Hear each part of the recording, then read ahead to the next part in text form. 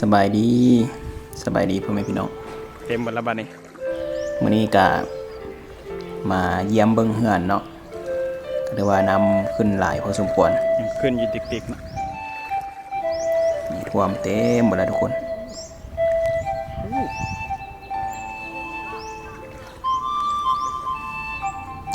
มามื้อวานนี้ยังบ่ท่วมหลายปานนี้เนาะก็ถือว่าพ่อแม่ประชาชนอยู่ขอบเขตบริเวณนี้ก็ถือว่ายกย้ายออกเบิดแล้ว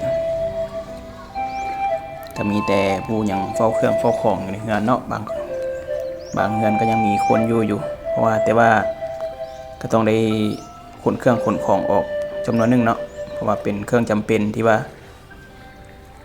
เป็นเครื่องใช้ไฟฟ้าบ่สิ